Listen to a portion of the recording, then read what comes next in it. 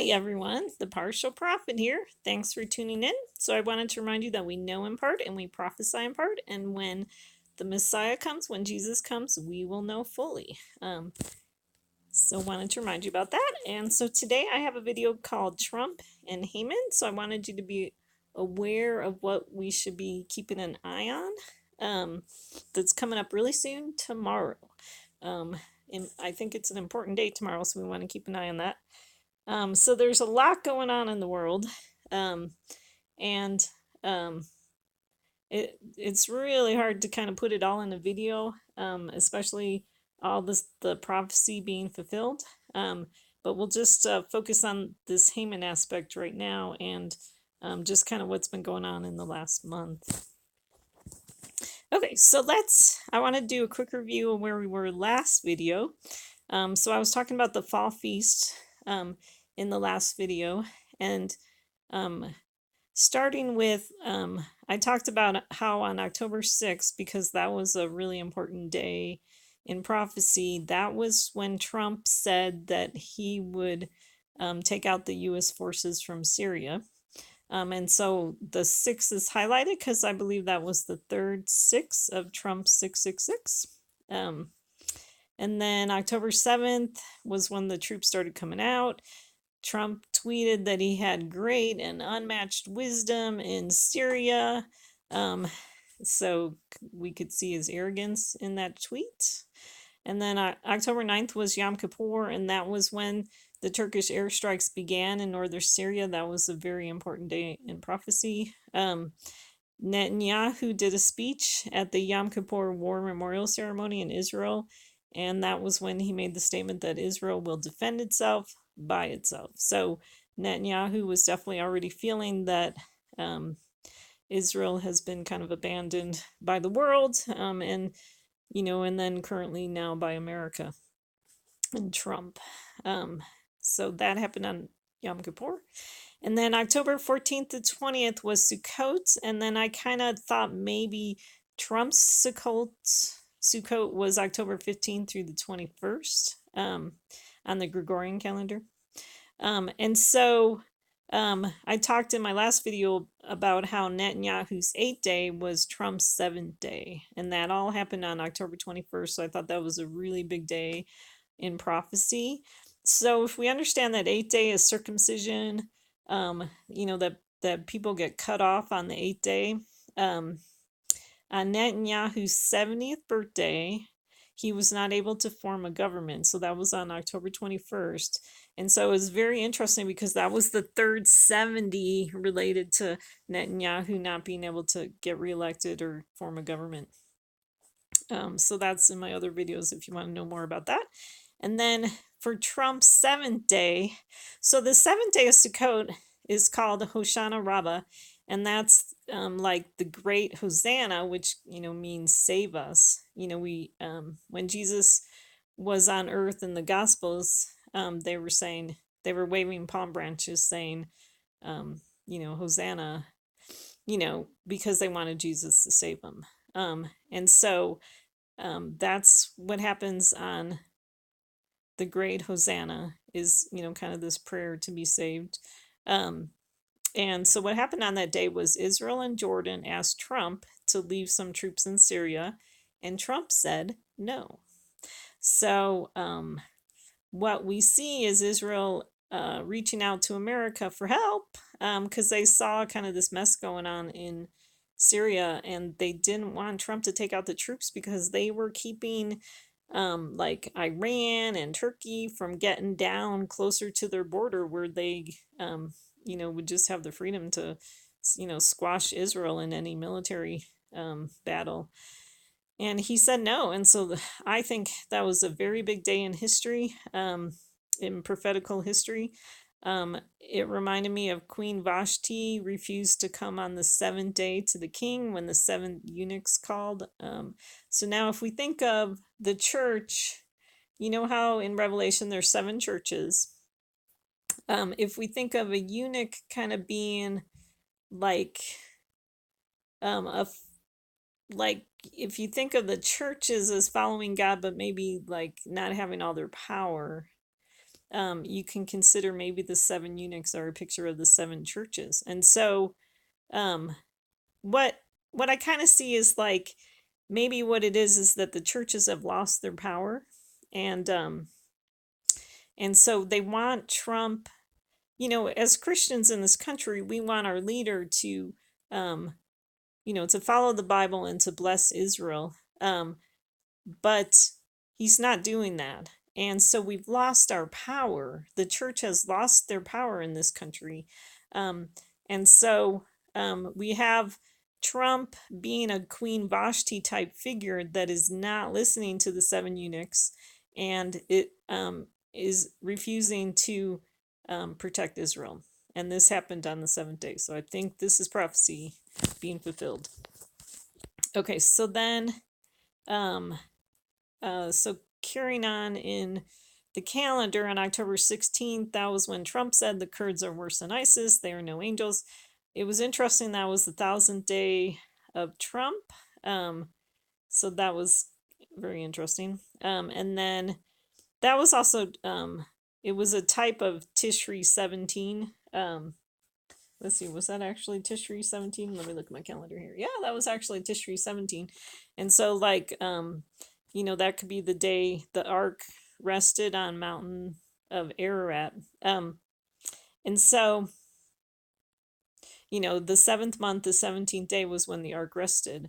And so maybe what we're seeing is like the mountain of Ararat could be a picture of, I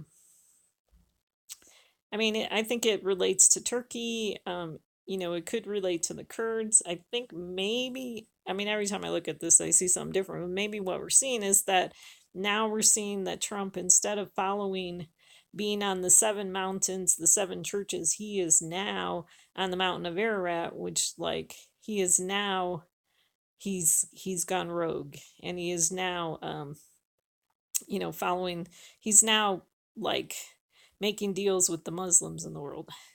So that could be, and maybe that was the big turning day for him.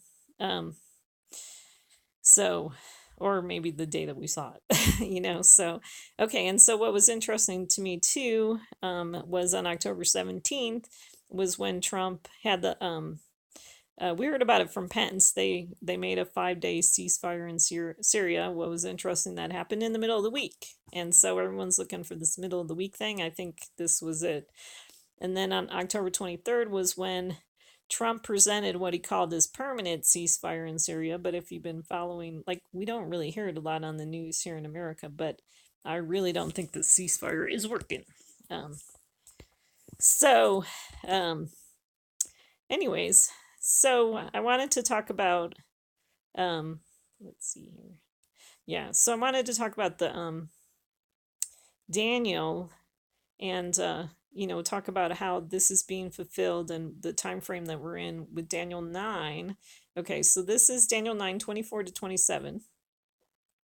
And so it says, 70 weeks have been decreed for your people and your holy city to finish the transgression, to make an end of sin, to make atonement for iniquity, to bring in everlasting righteousness, to seal up vision and prophecy, and to anoint the most holy. So you are to know and discern from the issuing of a decree to restore and rebuild Jerusalem until Messiah the Prince.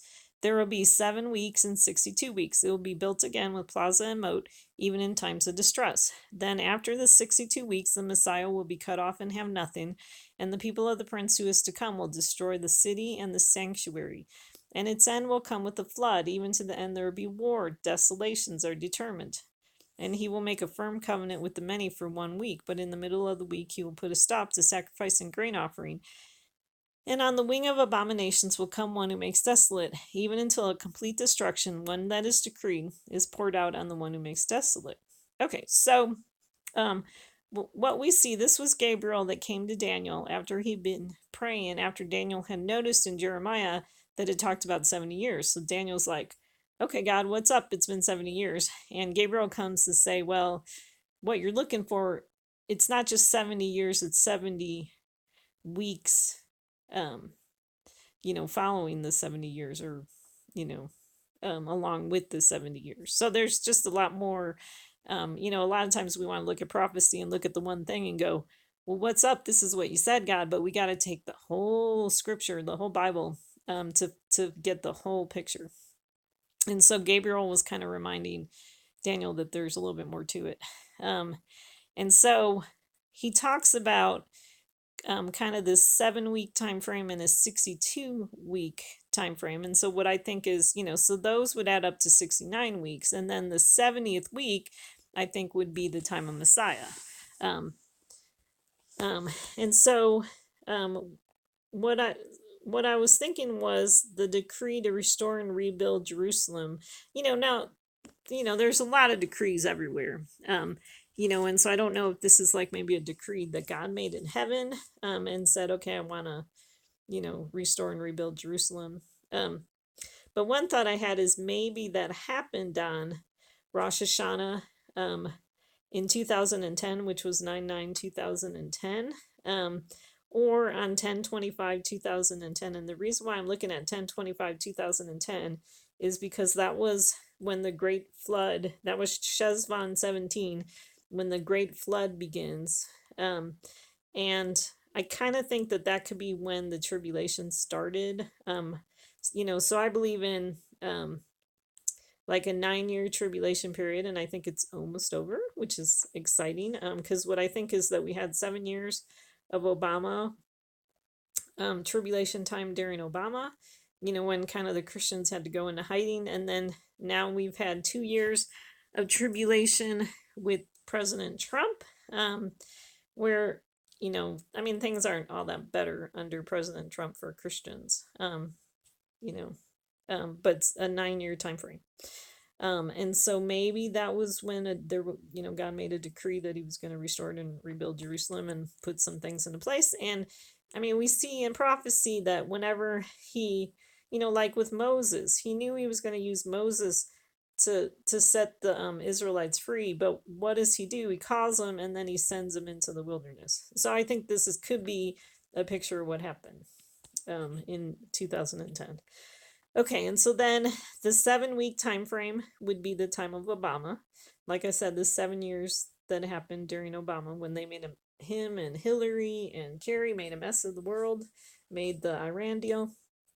And then the 62 weeks, if you look at it in the King James, the way it's translated in the King James Version, it says 62 weeks. So I'm wondering if the 60 is a picture of the time of 666, which I talk about in my other videos of Trump's 3666, 3 6s. And then maybe we're looking for another 2-week time frame. And so, so I have an idea of maybe what the 2-week time frame is. And then, but it says after the 62 weeks.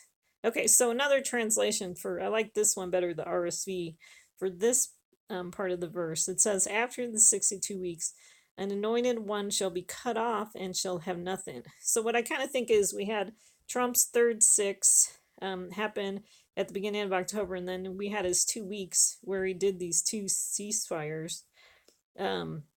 Or actually, that's not what it was. Like, the 2 weeks would be where he kind of gave Turkey freedom for a week to run around, and then he had this 5-day ceasefire in the second week. And that's on another slide. We'll get to that. And then, okay, so I guess I wrote this down here. Last 6 was October 6th.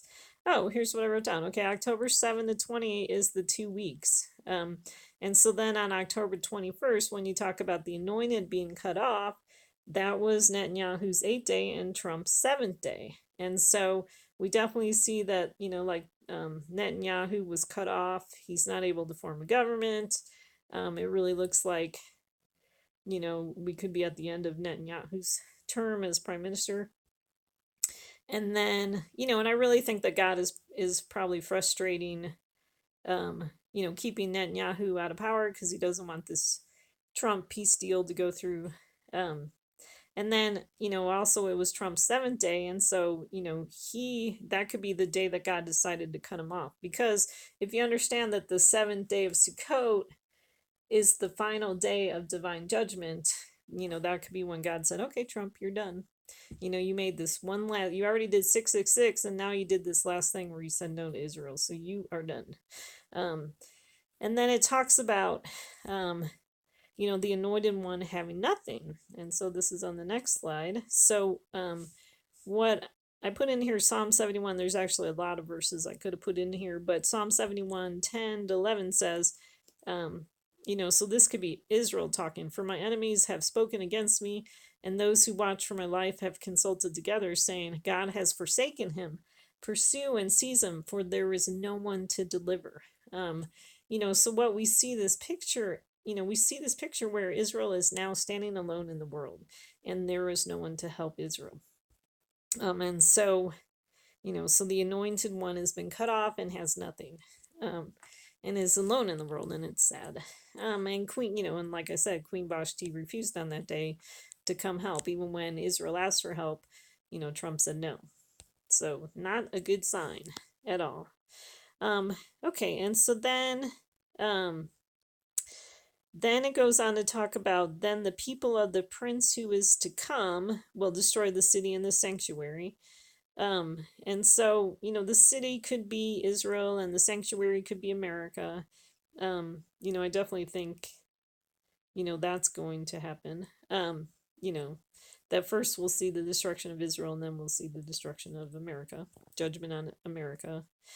And so, when you talk about the people of the prince who is to come, okay, so I put in Revelation 17:11. So, that talks about the beast which was and is not, is himself also an eighth, and is of the seven, and he goes to destruction. So we see in Revelation that the beast that is coming is going to cause destruction. And then we also see in Esther, the story of Haman, which we'll go in more later in the video, where he's connected to, this Haman is given. Okay, well, first of all, Haman is the son of Hamadatha the Agagite, which I think is the Antichrist. So Haman is the son of the Antichrist. Connected, like all these people that are going to do this destruction in the last days are connected to the Antichrist. And then we also see with Haman that he has authority over the princes who were with him. And so, maybe what God is using the term princes, to be the people that are connected to the Antichrist. And then it talks about its end will come with the flood. So what's interesting is that on November 15th, we have Shezvan 17 is coming up again this year. And, that is the day of the great flood. And so, so if the city is going, its end is going to happen with the flood, we could see that happening really soon. And then the other thing I wanted to talk about, so like with the 7 weeks and the 62 weeks, then it goes on to say it will be built again with plaza and moat even in times of distress. So what I think happened was during the 7 weeks, we had this country got destroyed by Obama and his people, and then it talks about it being built again. And so I think that was, when Trump was in power, in leadership, we were able to, rebuild some things in this country, including plaza and moat, which I talked about earlier, was kind of interesting because we were trying to put up a wall, in this country and keep out some of the immigrants. So even in times of distress, things still got done, even though it was very difficult during Trump's presidency. Okay, so then it goes on to say the ruler.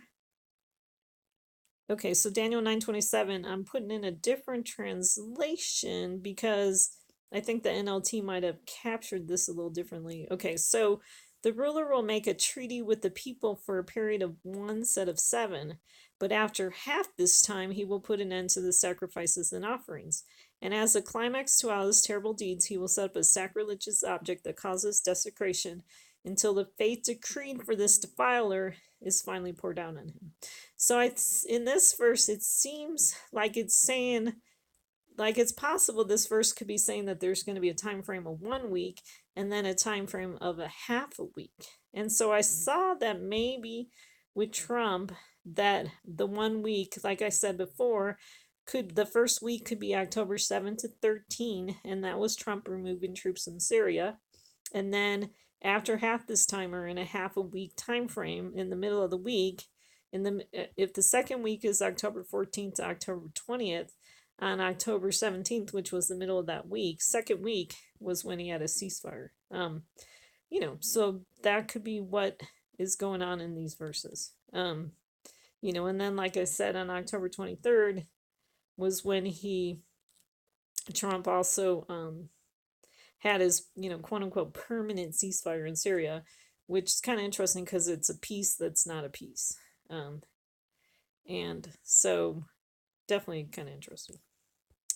Okay, so let's see, and then to go on with the verses, and it says, and on the wing of abominations will come one who makes desolate. Okay, so the way the NASB translated, it says, and on the wing of abominations will come one who makes desolate, even until a complete destruction, one that is decreed, is poured out on the one who makes desolate. So like NASB kind of translated like a person is coming on the wing of abomination who's going to make desolate. But then what's interesting is when it's translated in another translation, which I guess was NLT, it says, or as a climax to his terrible deeds. Okay, so I kind of reworded the NLT, and so I said, as a climax to his terrible deeds, he will set up the abomination that causes desolation. I mean, I guess it's kind of saying the same thing. You either have one who's making desolate, or he's setting up the abomination that causes desolation. Kind of saying the same thing, but there's a little bit more emphasis on this abomination that causes desolation. And then I thought it was interesting too, because we got this word wing, which could also mean on the border. He will, it could be saying on the border, he will set up the abomination that causes desolation. Well, so that's fascinating to me because Trump removing the troops out of Syria all kind of happened in this border area between Syria and Turkey. And then since he, removed those troops, Turkey was able to come down into, Syria and go to war with the Kurds. And I kind of do think this was an abomination to God because, Trump now kind of made a mess of the Middle East and now has made life more dangerous for the people in Israel. So, and then, looking for this abomination that causes desolation, what we see in the Gospels is, Jesus talks about, when you see the abomination that causes desolation, those who are in Judea must flee to the mountains. So we see a connection with this abomination to the Jewish people, and so they, are going to need to flee because of this abomination, which is really what's happening. And it's kind of interesting because maybe this happened because of what Trump did in Syria, the Jewish people, the people in Israel had to flee to the mountains. Like they had to ask America for help. When you think of that as being a type of fleeing, like, hey, we're in trouble, come help us. But then we saw that America wasn't willing to help.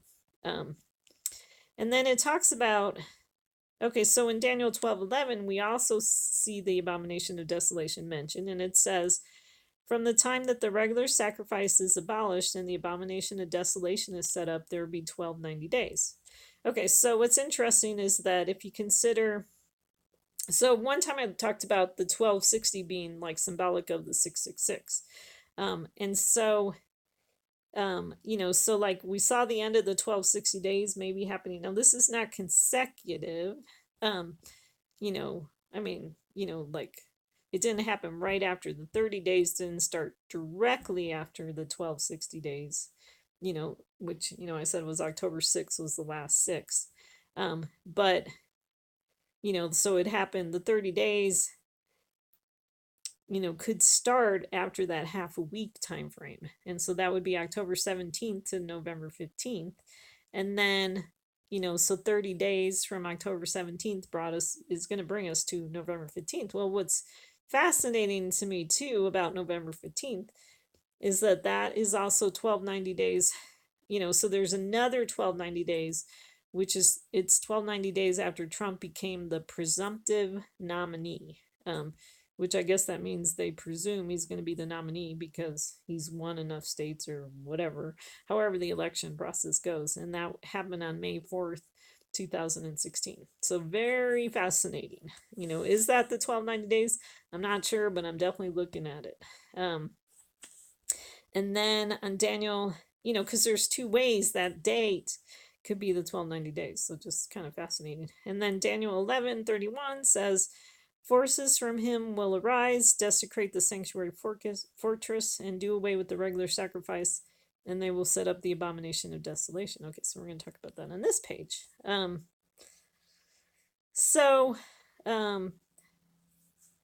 Let's see. So let me read this in Daniel 11:28-31.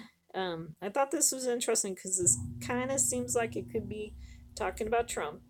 And so, it's really hard to read Daniel 11 because it's a lot of like the king of the north and the king of the south and he and there's no names, and so it's just really hard to read. But these verses, when I read it, and it's kind of near the end, so this could definitely be related to Trump. And so it says, then he will return to his land with much plunder, but his heart will be against the holy covenant, and he will take action and return to his land. At the appointed time he will return and come into the south, but this last time it will not turn out the way it did before. For ships of Kittim will come against him, therefore he will be disheartened, and will return and become enraged at the holy covenant, and take action. So he will come back and show regard for those who forsake the holy covenant. Forces from him will arise, desecrate the sanctuary fortress, and do away with the regular sacrifices, and they will set up the abomination of desolation. So,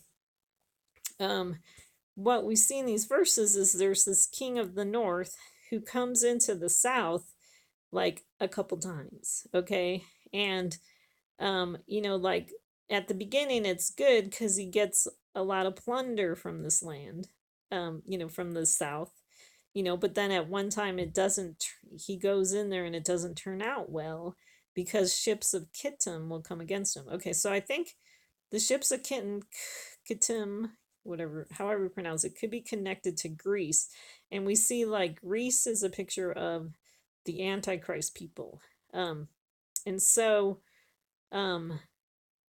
what we see with this king of the north is that his heart is against the holy covenant. And then, another way to translate covenant would be alliance or allies. And so we see with this king of the north that his heart is actually against the allies, so if the south, which the southern kingdom, is connected to the Jewish people, so the king of the north could be Trump in America, the king of the south, could be Netanyahu in Israel, and so, this could be explaining, kind of the, Trump doing these different things with Israel, and he liked it at first because he, what's the plunder that Trump is looking for? He's looking for a name for himself. And so it started out good because they even named a city after him, but then all of a sudden now it's not working out and he can't get this peace deal to go through. And so what happens to this guy, this king of the north, is he becomes disheartened. And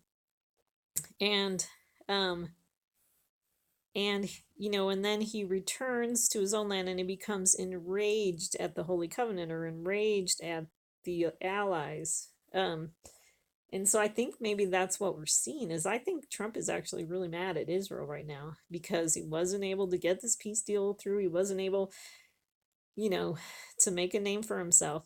Because you could kind of see it in some of his statements, that he makes and stuff like that. But I think there's some anger underneath the surface.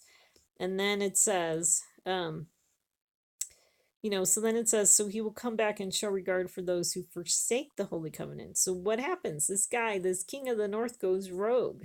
Okay, do we not see Trump going rogue? And instead of,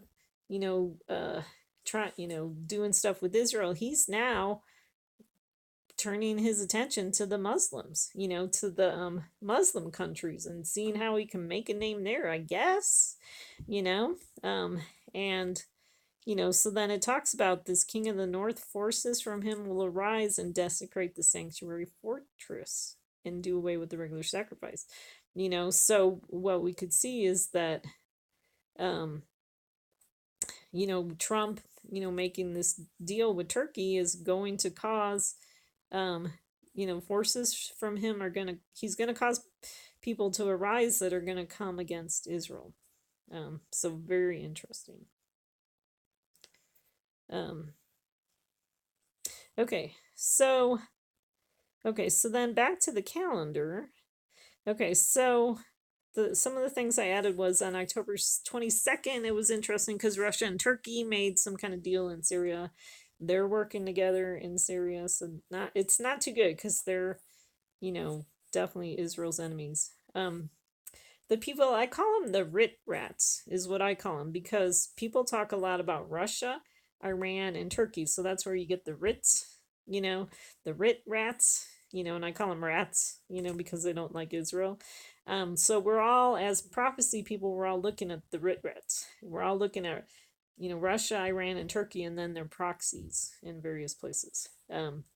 So definitely we pay attention to when they're doing things in the Middle East. And then I wanted to point out that on October 23rd, how Trump did his permanent ceasefire, you could say that that was the day he was saying peace. And then also on October 23rd was when Gantz started to try to form a government in Israel because, Netanyahu had his chance, it didn't work, so he's set aside. Now it's Gantz's turn.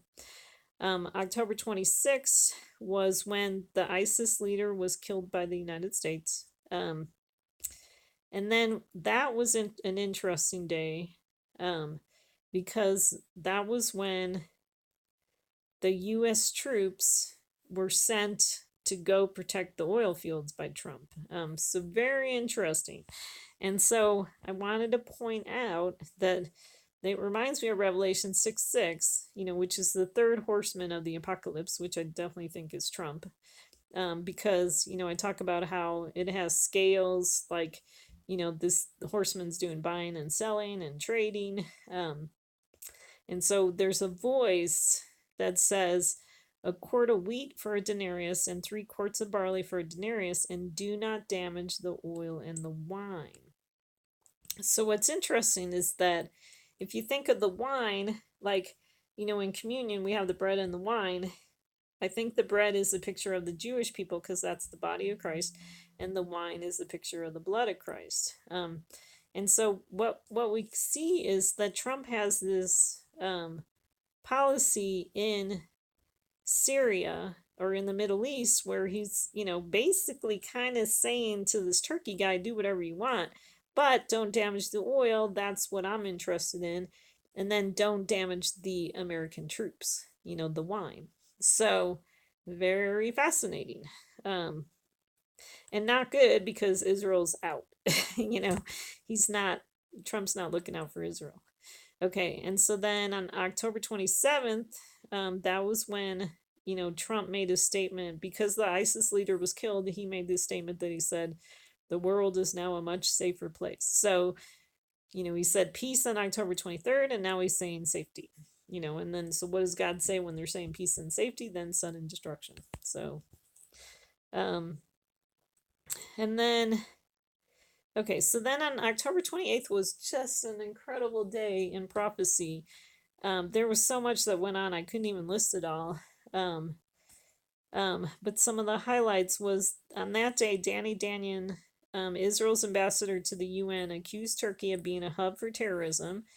And I don't really like, I kind of quoted this source, but it looked like the source. I mean, it's kind of interesting how they worded it. They're definitely a little anti-Semitic in how they worded it, because, they are a hub for terrorism. So it's just kind of weird that he said he accused them. No, he's calling out that they are a hub for terrorism. So you got to be careful when you read stuff about Israel. Are they anti-Semitic? Are they anti-Israel? But these are Danny's direct words where he says, Israel warns against the ethnic cleansing of the Kurds and calls upon the international community to take action and provide aid to the Kurdish people. So I thought this was interesting. I thought this was a Churchill moment. And we'll talk about that on the next slide for Danny Daniel. And then Kelly Craft on that same day in the UN, or this could be also at that time, J Street was having a conference, and I think they're a very anti-Israel group of Jewish people. Um, she called for more action against Hamas. So I'm not really sure if that was in the United Nations or if it was at this J Street conference. But that happened on that day. And then Netanyahu spoke to a senior, now this is back in Israel, Netanyahu spoke to a senior U.S. delegation about Iran and urged more U.S. sanctions on Iran. So we see Netanyahu asking for more help. But what's interesting is that, really, what is the help that Israel needs with Iran? We really need a military force to go up against Iran. U.S. sanctions is this, nice, cozy way to avoid war, and when you have brutal dictators in the world, you can't just sit around and, I mean, it's the Trump way of dealing with the world. It's the buying and selling and, cut off their funds, and make them suffer, and maybe that will, help them to shape up. But if you understand that brutal dictators, they have war in their heart, you can't fix them by just, making them suffer a little bit. I mean, it just doesn't work that way. And then Pelosi on that day called for Congress to support a resolution, excuse me, for a two-state solution in Israel. And that was called House Resolution 326. So very interesting, because at the end of Obama's term, they did something in the United Nations. They had the United Nations 2334, I think is what it was. That went against Israel. And so it's interesting that we're seeing, what I think in these last days of Trump, this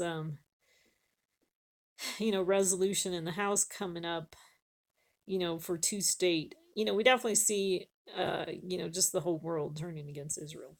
And then along with that, we saw Oslo doing a BDS type thing, where if you understand about BDS, it's like, the world that's against Israel won't buy things from their companies and stuff like that. So Oslo, actually, I think they kind of made it official in their government. So not good at all.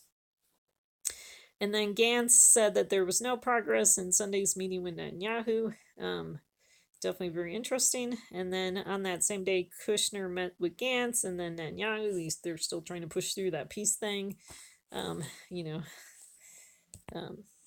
Okay, so, oops, okay. So what I did was, I wanted to emphasize that the Netanyahu, that I consider that his second Hoshana Rabbah, because it follows that it's like 7 days after the first one.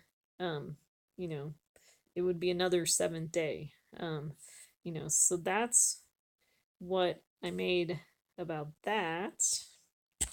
And then, so I wanted to talk about this Churchill connections, which I also connect to Mordecai. Okay, so I'll talk about 3 different time frames just really quickly. Back at the time, I talked about this in my last video, but back at the time of Hitler, they made a treaty with Hitler.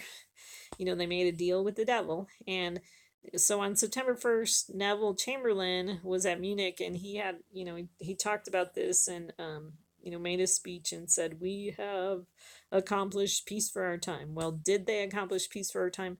No, it was once again another picture of people talking about peace that isn't a true peace. And then on November 9th in 1938 was when Kristallnacht happened. So just like not very long after they made this deal with Hitler was when the Jews started getting attacked in Europe, in Germany. So just not good, and so Kristallnacht is called the Night of Broken Glass.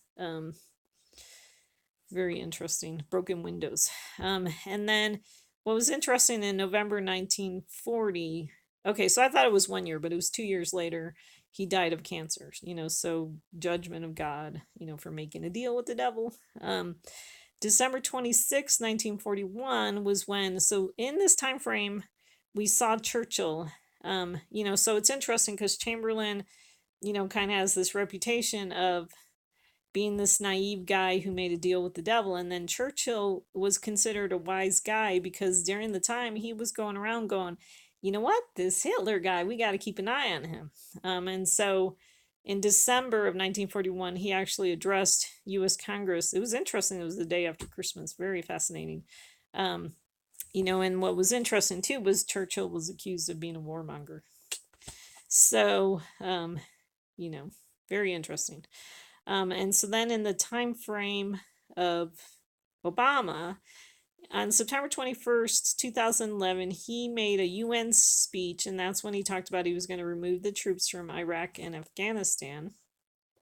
And then he started working on this Iran deal, him and Kerry.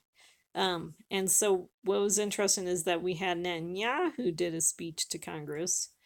So he had a Churchill moment, a Mordecai moment. And that was on March 3rd, 2015. What was interesting was he had his speech. The next day was the Fast of Esther. So definitely it was a connection to Purim and a connection to Mordecai. He definitely showed up as a Mordecai figure during that time.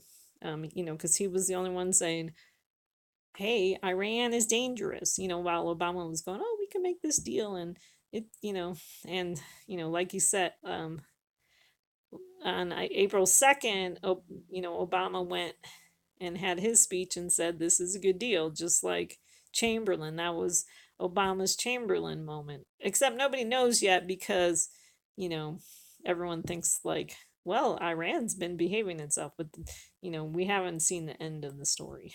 And so what was interesting was that April 2nd was actually 1290 days after September 21st, 2011. So that's Obama's 1290 days. And then what was interesting is that his speech happened on Nisan 13. So we see a connection with Obama to Haman with the 13. And I'll talk about that a little bit more later. And then, so now in our time frame, I won't reread these, but we have Danny Danyon and Kelly Craft standing up as a type of Mordecai and Churchill's, so.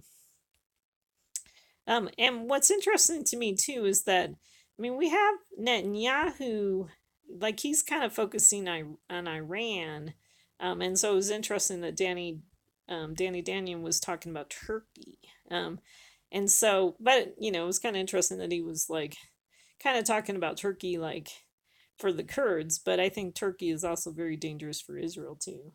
So, anyways, just kind of interesting. And then okay, so then, like I said, October 21st was Netanyahu's first Hoshana Rabbah. October 28th was his second Hoshana Rabbah.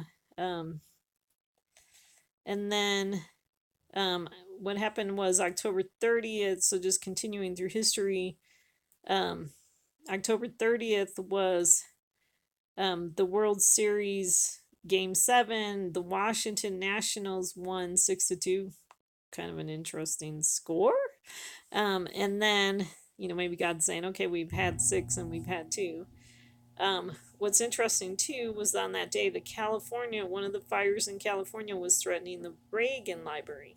And they were saying on the news that it had an Air Force One, which served 7 presidents. Now, I listed the last 7 presidents right here, and I don't know that this Air Force One, I don't think it would have served these particular 7 presidents, but I think it could be possible that God was using this to kind of remind us of, the verses in Revelation where it talks about the 7 leaders and then now an 8th leader is going to come. So kind of interesting. So thought that was an interesting prophetic thing. Okay, so then on November 1st was All Saints Day. There was 10 rockets shot at Israel, so it's kind of a rough weekend for Israel because they were being shot at. They were shot. There was one rocket the day before, and then 10 rockets on that day. Former Defense Minister Lieberman of Israel said Israel is an emergency situation. Definitely a true fact. Because of what's going on right now in Israel, it's very dangerous right now for Israel. What I was wondering is, because it was All Saints Day, I was wondering if, we've kind of lost the original intention of that holiday, but the holiday was meant to remember, the people that have followed God, that had died, the martyrs and things like that. And so what I thought was kind of interesting is that, maybe on that day, while we here on earth are remembering the people that have died, God's people that have gone before us, maybe God was up in heaven talking to the souls under the altar. And you see that, that's the fifth seal. You see that in Revelation. So you could go look that up. So just kind of wondering, because he said to the souls, just rest a little bit longer, and then, because they're like, hey, when are we going to have justice for, our deaths, so maybe that happened on November 1st. Who knows? November 3rd, what was interesting is that daylight savings in America. And so they actually made the comment that the days are shortening until the winter solstice. So I thought that was kind of interesting. So we're in this season of the days or the daylight getting shorter.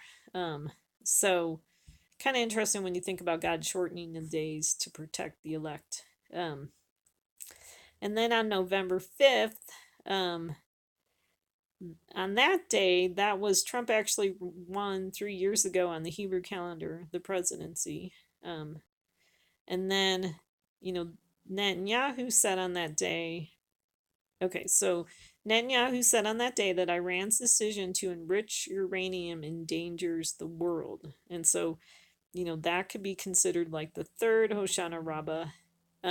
Even though this was not a seventh day, it was like the eighth day. So we had like the first one happened on the seventh day, the second one happened on the seventh day, and then this one happened on the eighth day. So, is that like the third Hoshana Rabbah? And then what's interesting on this day on the Jewish calendar, it's considered the official end of the fall feast. And so they start praying for rain because they consider that the last Jew who lived the farthest away from the temple returned home, and so now they could pray for rain. And so they consider it like the return to everyday activities. Well, so it's interesting to me when you think about, like Israel kind of, having these Hoshana Rabbahs. It's like we see the world return, like ignoring Israel and just going back to their everyday activities. Like, well, nothing's different in the world. Everything's the same. Everything's fine.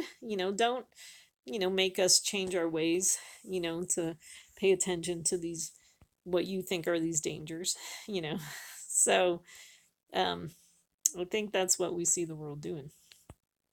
And so I wanted to point out was, it's possible that these Hoshana Rabbahs could be, so in my last video I was trying to connect the three doves to maybe like Trump's three, like the two ceasefires that Trump made, and then maybe like the third dove would be a picture of the Messiah.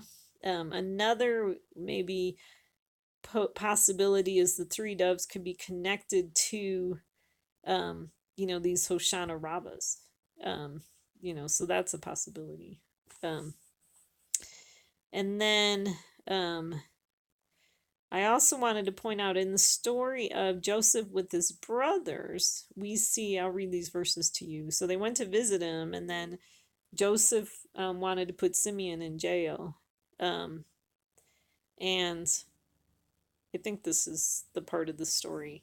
And so, so things were going bad for the brothers. And, so then they said to one another, truly we are guilty concerning our brother, because we saw the distress of his soul when he pleaded with us, yet we would not listen. Therefore this distress has come upon us. Reuben answered them, saying, Did I not tell you, do not sin against the boy, and you would not listen? Now comes the reckoning for his blood. So I definitely see some really deep prophetical meaning behind these verses. So if we have Israel, like Joseph being a picture of Israel, and Joseph pleaded with his brothers not to throw him in jail, but they did, or they sold him to the Ishmaelites, is what they did. And then, so then the brothers were, feeling guilty about that. And we had Reuben, he's kind of standing up as like a messianic type figure, I think, or someone who's just saying, he could be a picture of like the churches where he's, he was saying, or, did I not tell you, do not sin against the boy and you will not listen? So that he could be a picture of the churches saying, hey, we told you you needed to bless Israel, but you didn't listen. And so then, it says, therefore, this distress has come upon us. So judgment. I mean, if you don't bless Israel, you'll be judged. And then, so we definitely see this picture of he pleaded with us, we would not listen. Israel pleaded with us and the world, and they would not listen. Okay, so then I wanted to get into the book of Esther because this is really where we see Haman showing up. And so I'm going to do a really quick overview of Esther 1. The king has an 180-day feast. I think that's connected to Trump 666 because 18 is 6 plus 6 plus 6. And then we see in Esther 1 the day 7 story with Vashti. And so, like I said, that's a picture of Trump refusing to help Israel. Okay, so then in Esther 2, we reread Mordecai was bringing up Hadassah, that is Esther, his uncle's daughter, for she had no father or mother. Now the young lady was beautiful of form and face, and when her father and her mother died, Mordecai took her as his own daughter. So, it's kind of interesting here, I think. The thing you got to understand about prophecy is that each of the different stories could jump around in time frame. And so this could actually be a prophetical picture of the Messiah where, Esther ends up replacing Vashti. And I just thought it was interesting because it talked about her father and her mother dying. So if you think about America being the mother and Israel being the father, that it's kind of this picture of Messiah is going to take Esther in, after Israel gets judged and after America gets judged. So definitely interesting. We see in Esther 2:12, it talks about 6 months with the oil of myrrh and 6 months with spices and the cosmetics for women. So this could be a picture of the time frame of 666. Maybe spices is 1/6 and cosmetics is another. I thought it was kind of interesting that term's cosmetics because really, like when Trump made the, said he was going to recognize Golan, it was a very cosmetic thing. It wasn't anything. One, it didn't even really work, but it was just kind of this, sure, it's easy for you to say things, but what power is behind your statement? So I thought that was kind of interesting. And then in Esther 2:15 to 16, it says, now when the turn of Esther, the daughter of Abihail, the uncle of Mordecai, who had taken her as his daughter, came to go into the king, she did not request anything except what Haggai, the king's eunuch who was in charge of the women, advised. And Esther found favor in the eyes of all who saw her. So Esther was taken to King Ahasuerus to his royal palace in the 10th month, which is the month Tebeth, in the 7th year of his reign. Okay, so what I thought was interesting is that this could be a repeat of the Vashti story where, Esther is now going to the king based on what Haggai, who's a eunuch, I think God's using this eunuch term, to kind of show people that don't really have true power. Um, um, you know, and so Haggai could be like a false Messiah. And so I think this could be a picture of Trump where, Esther is now going to Israel, letting kind of Trump, they're sitting back kind of letting Trump decide, what's going to happen to Israel. And, so it says Esther was taken to King Ahasuerus in the 10th month, in the 7th year of his reign. So I thought that was kind of interesting because it was October 6th and October 7th, and you got a 10 there and you got a 7 there. Where, it's like Esther is coming to the king empty handed. Where America is now not blessing Israel, but starting to bless Israel's enemies. So I thought that was interesting. And then it talks about in verse 14, it talks about in the evening she would go into the king, and then the morning she would return to the second harem, or the women would. And so it's kind of like in the evening would be like the night, we kind of read about the evening sacrifice.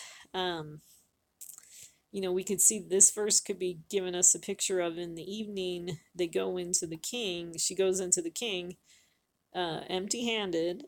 And so what happens is, because now Trump's doing these things to cause Israel's enemies to rise up against Israel, and then in the morning she's going to return to the second harem. So we see this picture of the second, being maybe a picture of the second harem would be a picture of the Messiah's people,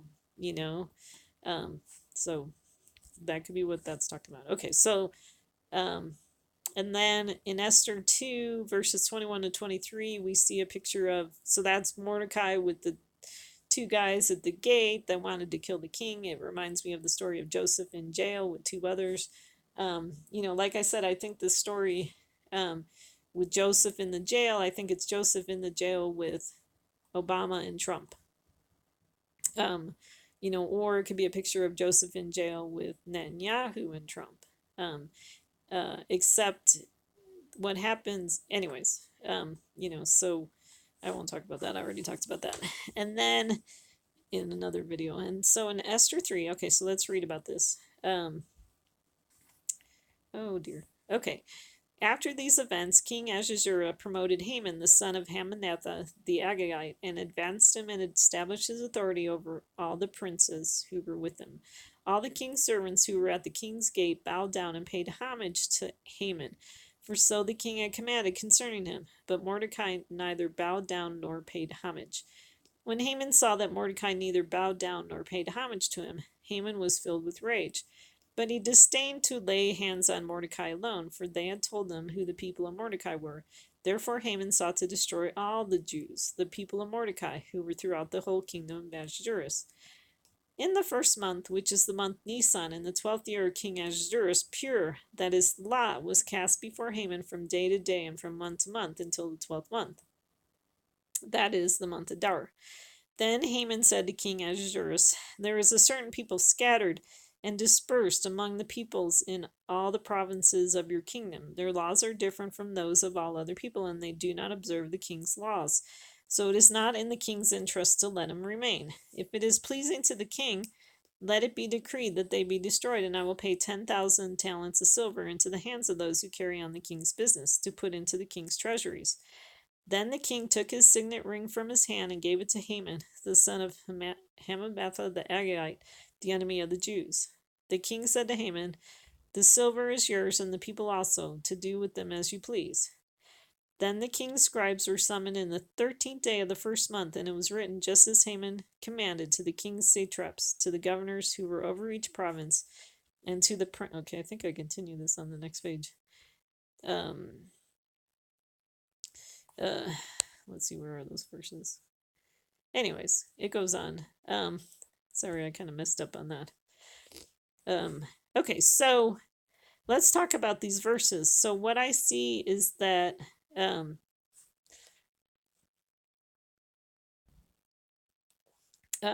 okay, so after these events, King Ahasuerus, he could be a picture of Trump, promoted Haman. Erdogan of Turkey, I'm wondering if he is Haman.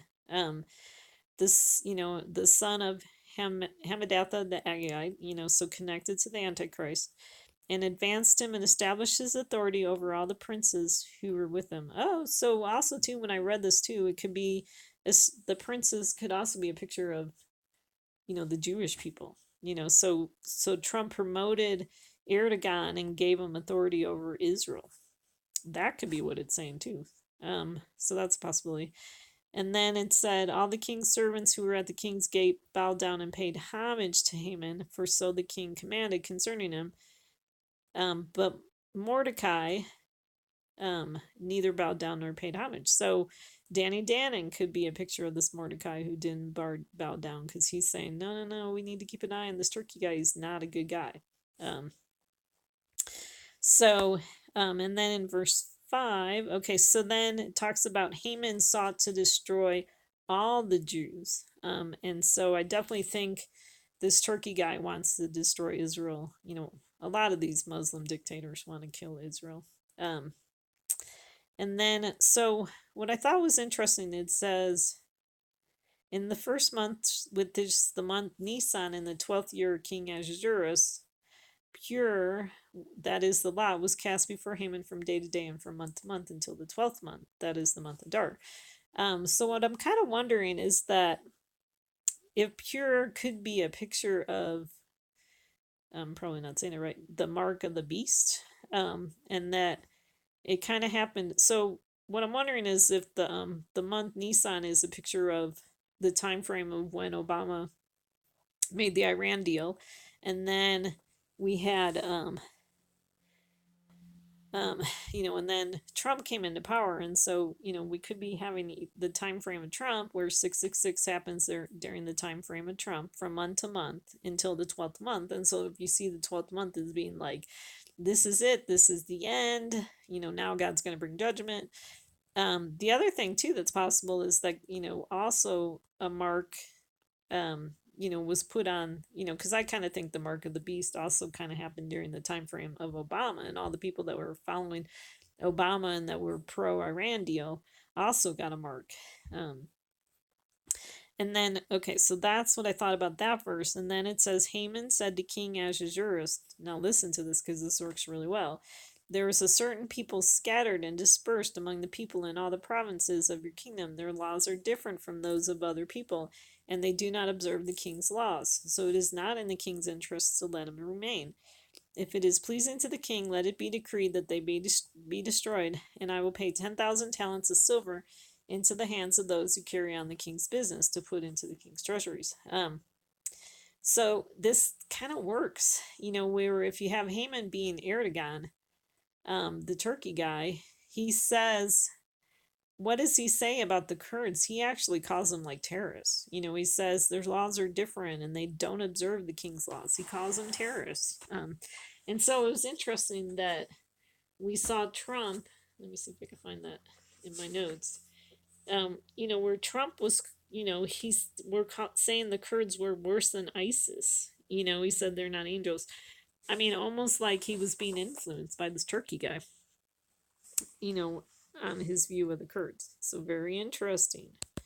Okay, so then in Esther 3:10-15, it says, then the king took his signet ring from his hand and gave it to Haman, the son of Hammedatha the Agagite, the enemy of the Jews. The king said to Haman, the silver is yours and the people also, to do with them as you please. Okay, so what we could see here is like the king is Trump. He took his signet ring from his hand. Signet ring could be a picture of power, authority. And so, like maybe, when Trump removed the troops from Syria, he was like kind of basically removing his power out of Syria and, just basically saying to Haman, do what you want, so so that's like, sort of already happened. And then, so then this is verse 12. So it talks about the king's scribes being summoned on the 13th day of the first month, and it was written just as Haman commanded to the king's satraps, to a bunch of people, written in the name of King Ahasuerus and sealed with the king's signet ring. Okay, so what I think is possible is that this is talking about Obama's Iran deal, that happened on the 13th day of the first month, which it really did, Nisan 13, the first month of the Hebrew calendar. And then we go on to talk about something happening on the 13th day of the 12th month. And so what happens on that day? In verse 13, it says, letters were sent by couriers to all the king provinces to destroy, to kill, to annihilate all the Jews, both young and old, women and children, in one day, the 13th day of the 12th month, which is the month of Adar, and to seize their possessions as plunder. So the story of Esther, they're actually talking about that day, the 13th day of the 12th month, was when the Jewish people would, be attacked. But you could also read this sentence to say the letters were sent on the 13th day of the 12th month. So, what I think is fascinating is that tomorrow, November 13th, Trump is planning to meet with Erdogan at the White House. So what if we're, in the last of the last days, and the 13th day, what if November is the 12th month? And anyways, so that would be tomorrow. And so then it says a copy of the edict is to be issued as law in every province, was published to all the people so that they should be ready for this day. The couriers went out impelled by the king's command while the decree was issued at the citadel in Susa, and while the king and Haman sat down to drink, the city of Susa was in confusion. Okay, so let's talk about tomorrow, November 13th. Okay, so Trump and Erdogan are supposed to meet. Impeachment proceedings against Trump are supposed to begin. And then, do we see the land of Israel in confusion also? So, so what's interesting is that it talks about the decree being issued at the citadel in Susa. So that could be a picture of the White House. And then it says, while the king and Haman sat down to drink, the city of Susa was in confusion. Okay, so is Washington, D.C. in confusion? Yes. Is it going to be in great confusion during the impeachment proceedings? Yes.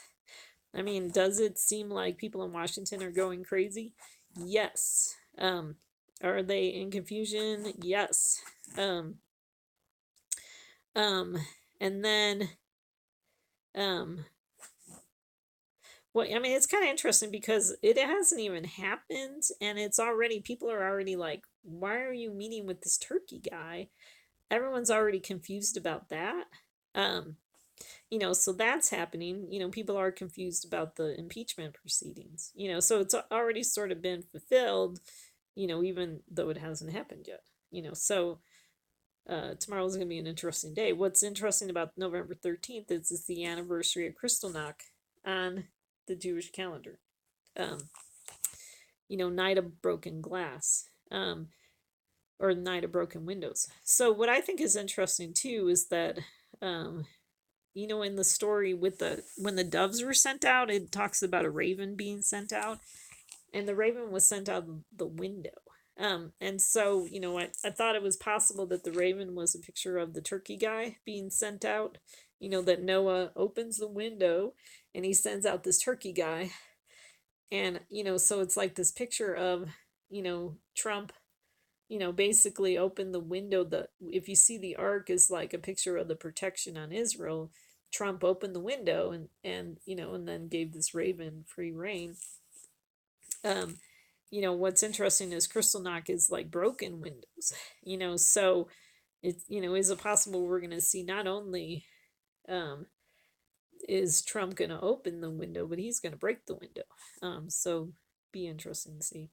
And then what's interesting on this day is that on the Jewish calendar, it was the day Netanyahu died, and his 5 sons take over. So kind of interesting because that's the Hanukkah story, the Maccabees. And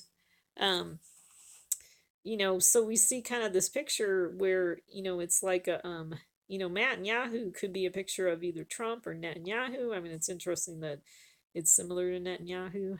And then what gets these 5 sons, the 5 Maccabee sons, take over. It's definitely could be a messianic shadow where either Trump or Netanyahu or both lose their position or die, and then the Messiah takes over. So definitely very interesting. Okay, so then in Esther 4, it goes on to talk about so then the Mordecai and the Jews put on sackcloth and ashes because of this whole thing with Haman. Um, and then in Esther 4:4 it says, then Esther's maidens and her eunuchs came and told her, and the queen writhed in great anguish. And she sent garments to clothe Mordecai that he might remove his sackcloth from him, but he did not accept them. So it's possible that what we're seeing in these verses are the queen writhing in great anguish, could be a picture of Rachel weeping for her children.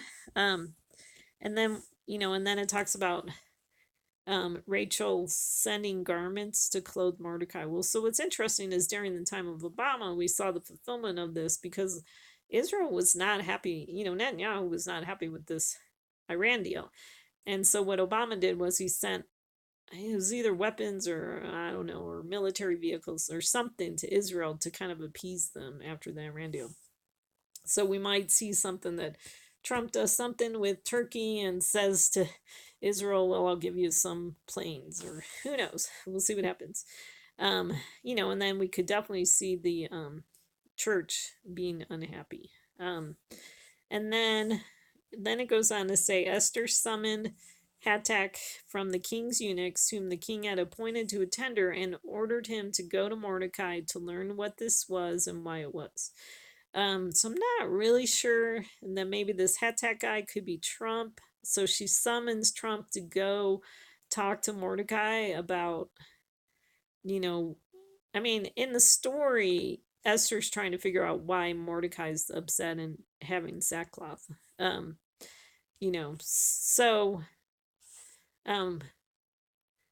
so we'll see, we'll see maybe Hatak is Trump and Mordecai is Netanyahu.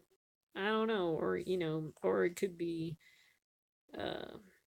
Mordecai could be a picture of the Jewish people in America.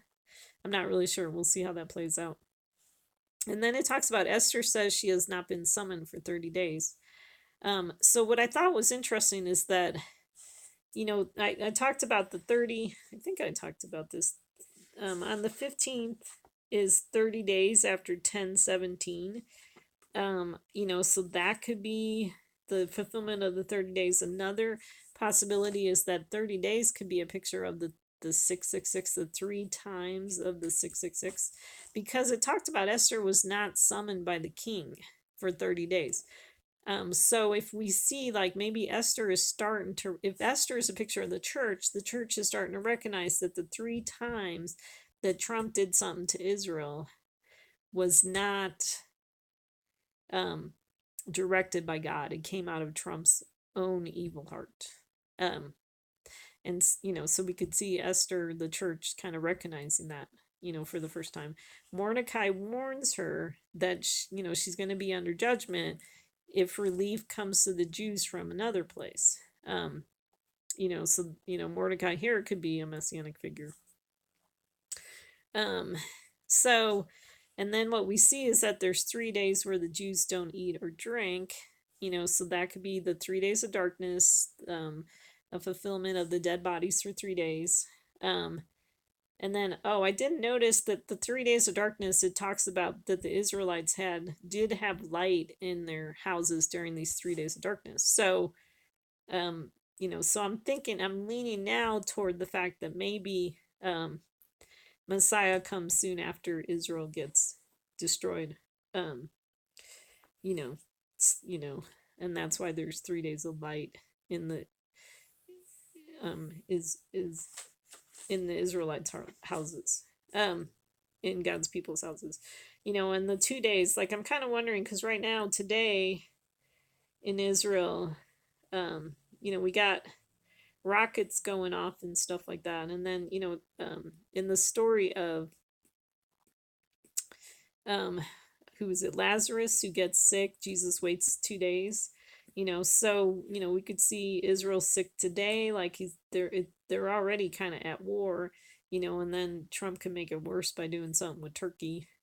Turkey could end up joining these people that are already attacking Israel, and so then it's like 2 days we don't see the Messiah on the 13th and the 14th, but then maybe on the 15th the Messiah shows up. I don't know. We'll just have to see what happens. And then, but we see 3 days where Esther's maidens fast, and so that would definitely be Rachel weeping for her children. So the Christians weeping for the nation of Israel, and for their sins. And then Esther 5:1 talks about on the 3rd day, Esther goes into the king and he, presents to her the golden scepter. And so that's definitely a messianic picture. What I thought was interesting too is that the 3rd day could be a picture of, because you know how Jesus raises Lazarus, it's like on the 4th day, or it could be 3.5 day or the 3rd day or whatever. And so like, the king presenting Esther with the golden scepter could be a picture of, Jesus is going to raise the Jewish people and then present it to the Christian church, present them to the Christian church. And so then she ends up, they end up honoring the Jewish people. So that could be what gets fulfilled in that story. And then in Esther 9, so I'm not going to do the whole book of Esther because I just wanted to talk mostly about Haman.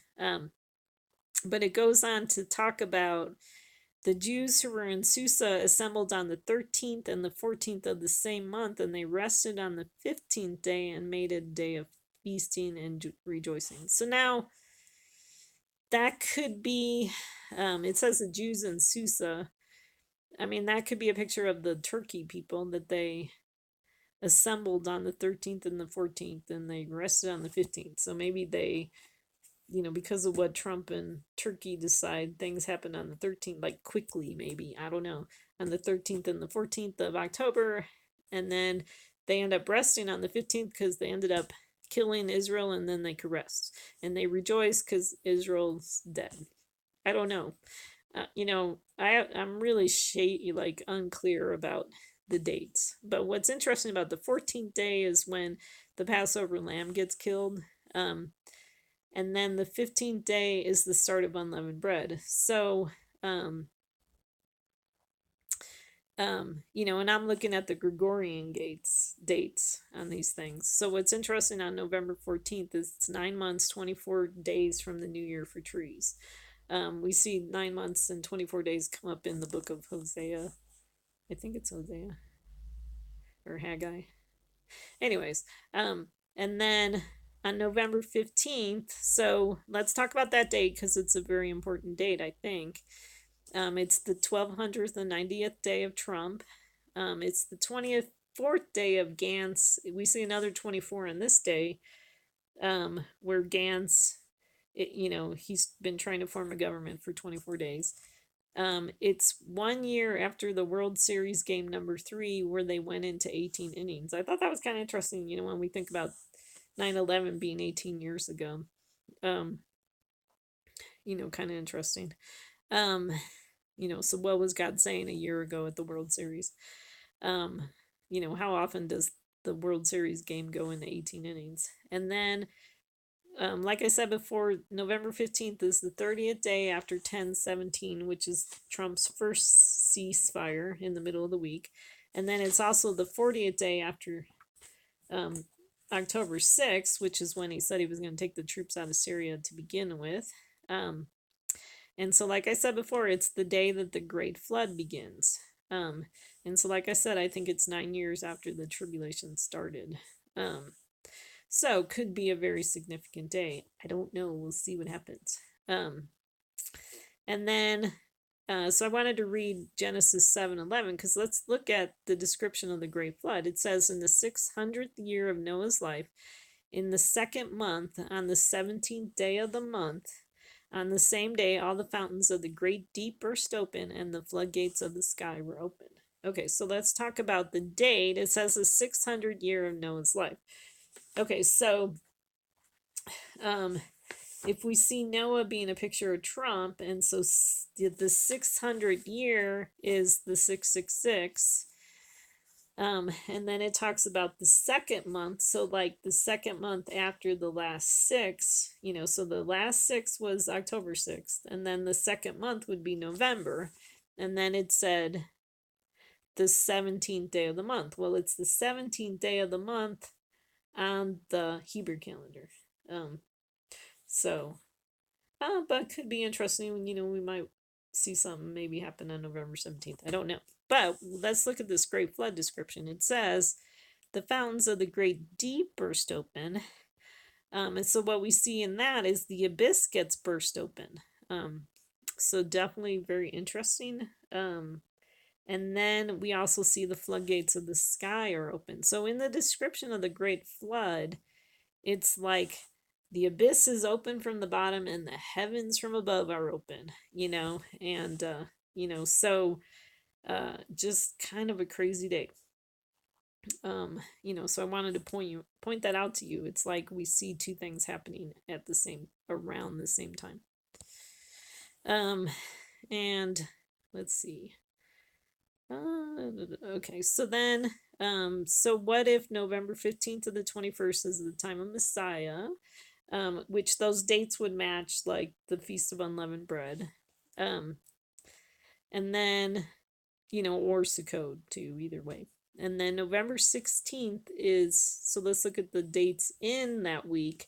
November 16th is 2 full years after December 6th, 2017. Okay, so it's kind of interesting because that term comes from the story of Joseph, like after 2 full years. That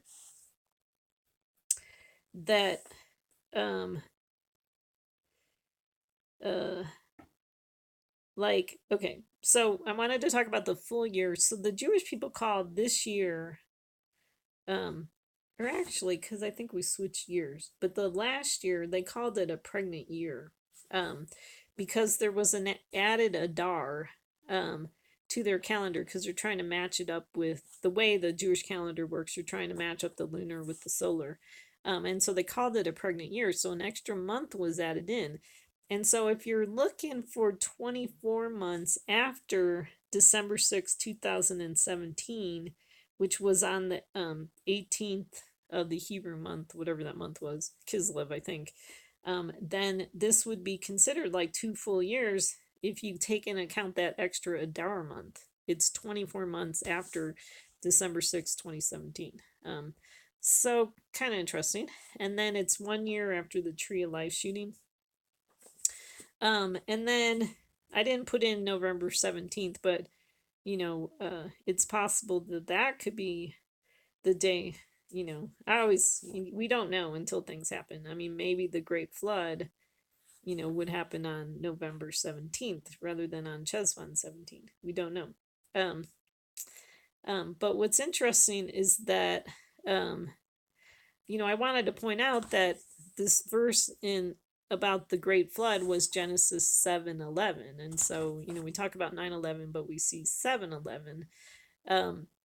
9:11, I think in Genesis is talking about the destruction of the Tower of Babel. And so 7:11 could be a picture of the destruction of, judgment on Israel, and then 9:11 is a picture of the judgment on the Tower of Babel, on Babylon. So there's that. Okay, so then, let's see what else. November 18th, which, okay, if November 15th to the 21st is the time of Messiah, November 18th would be day 4. What's interesting about that is that it's 30 days, including October 20th. And so October 20th would be the 7th day of Sukkot on the Hebrew calendar, which is the final day of judgment, and so if America got judged, and they weren't allowed to come to the temple, because now America is considered unclean because of Trump's, bad activities. It'd be interesting because then on the November 18th, maybe, that would be the 30th day, where Esther says, well, I haven't been allowed to come to the sanctuary for 30 days, or to the king for 30 days. And then it says 3 days later, she was able to go to the king. So that would be a November 18th And then November 19th is 30 days after 1021. So another possible 30-day thing. What's interesting about November 19th, it's 9 months after February 19th, which was, okay, I gotta drag out my calendar because I don't remember. It was, we had all the blood moons, and so it was the one blood moon, the super moon, the snow moon, that I thought was really a picture of the Messiah, because the winter storm Petra started on that day. It would have been the date of Purim, Adar 14, except that they put in the second Adar, and that's when they celebrated Purim. So I thought it was kind of like the secret Purim on that day. So definitely interesting. November 21st is interesting because it's 10 months after the New Year for trees. And then it's 21 months after Billy Graham died. So definitely very interesting. And then if November 15th to the 21st is the time of Messiah, November 22nd would be the 8th day when somebody gets cut off. So like maybe Trump will get cut off on that day and the Antichrist would rise to power. What I think is interesting is the next day is the 23rd. I see the 23rd, the number 23 is connected a lot to Obama. So something to think about. Okay, so then, how does this match up? How do these dates match up with Hanukkah was something I was looking at, because the dates that I had in my last video did not really work well with Hanukkah. But what we see is Christmas Eve, which is Hanukkah day 2, would be 33 days after 11/22. And so the reason why I think that's significant is because in Leviticus 12 it talks about if a woman gives birth to a male child or a female child, she'd be unclean for either 33 days or 66 days. So what I thought was interesting is I thought if she gave birth to a male child, that would be a picture of birthing the Messiah, and she was only unclean for 33 days, which would lead us to this time of Messiah, the time frame coming up, the 15th through the 21st. But then if she bore a female child, and so I would see that as a picture of bearing, like if you see Trump as kind of like the false Messiah, and then like if you see the female being, connected to America, the church, she would be unclean for 66 days. So she would be unclean until Christmas Eve. And so maybe we have the Messiah comes and, or judgment or something happens on the 24th of December. So kind of interesting. We'll see what happens, to fix this uncleanness. And then December 30th, which is very interesting, would be the 1335 days of after President Trump was thought to be the presumptive candidate. Okay, and what's interesting about that day is Hanukkah day 8. It's very fascinating. So let me read about the 1335. It says, "How blessed is he who keeps waiting and attains to the 1335 days. But as for you, Daniel, go your way to the end. Then you will enter into rest and rise again for your allotted portion at the end of the age." So we want to wait and attain, ask for God's grace to wait and attain to the 1335 days. So that could be Hanukkah day 8. So we would be blessed if we wait, because maybe by then God, the Messiah is going to put all his enemies under his feet by then. And I mean, really what I think happens is the Messiah is here for 7 days. Then he lets the Antichrist, I think the Antichrist has 33 days, and so like I said, maybe up until Christmas Eve, and then there's judgment on the Antichrist. And it's kind of interesting. I think it's kind of interesting that God does this, because really, if Jesus just gets out of the way and lets Obama do whatever he wants to do, Obama would end up destroying enough people on his own. um and then of course Iran would with the atomic bombs and stuff like that, there'd definitely be a lot of judgment and stuff like that, that they could end up doing enough cleaning on their own that maybe Jesus doesn't have to do a whole lot. um you just leave man to their devices. And I thought it was kind of interesting, like, I don't know if it's possible that maybe Turkey is going to go after Israel, and then Iran would end up bringing judgment on America, because how God always says, like, if you build a gallows to Mordecai, you end up dying on the gallows for Mordecai yourself.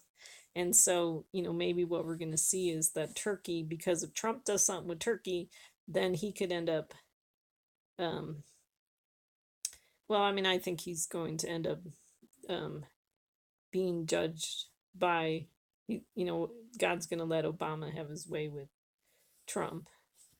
um but I think maybe Turkey is going to attack Israel, and then maybe Iran will 33 days later will attack, or 40 days later, or whatever it ends up being, America. And then Obama gets killed in that attack, because he set up this Iran deal. We haven't seen the judgment yet for the Iran deal on Obama. And then that's what I am thinking about that. Thought there was something else I was going to say about that. So we just got to wait and see how it plays out, but I wanted to give you my thoughts before Haman came.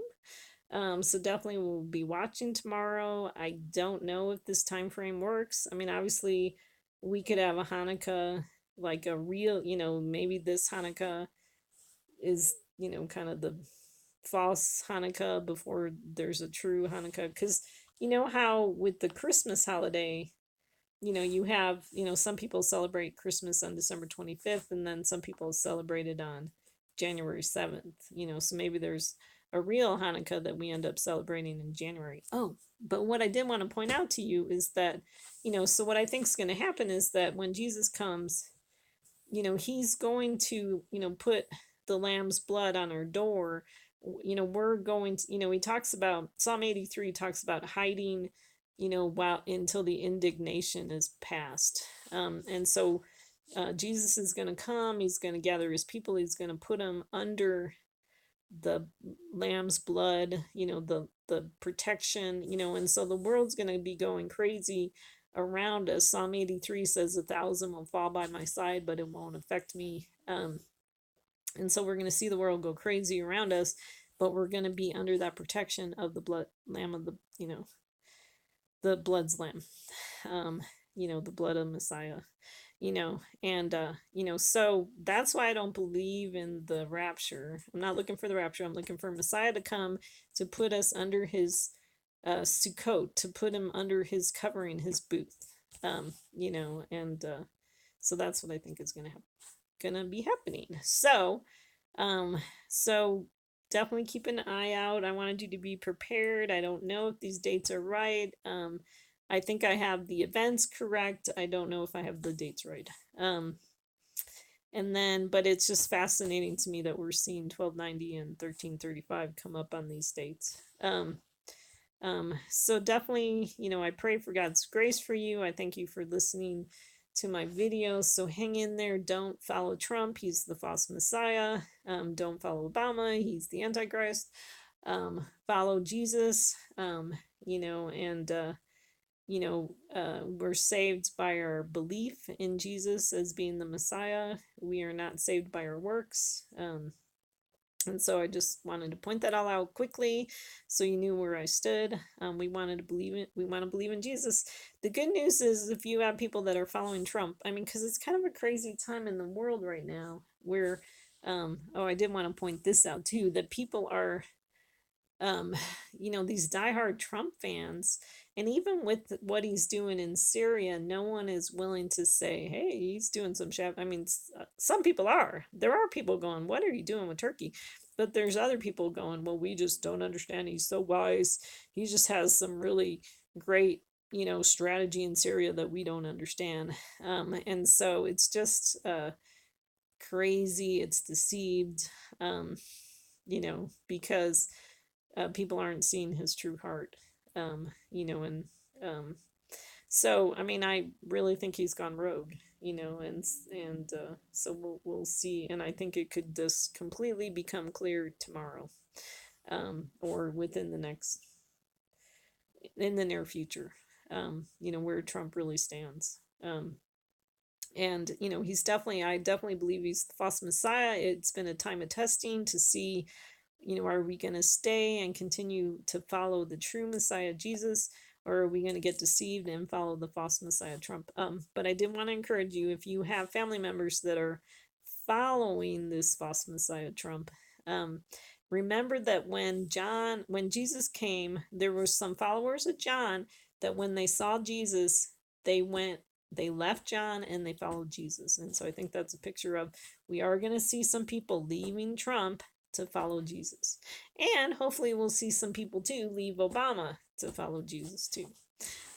When they see him in God's glory, that would be a blessed day. So thank you so much for listening. I really appreciate your time. And hopefully we'll be seeing you in the clouds soon. So with Jesus. And so thanks for your time. God bless.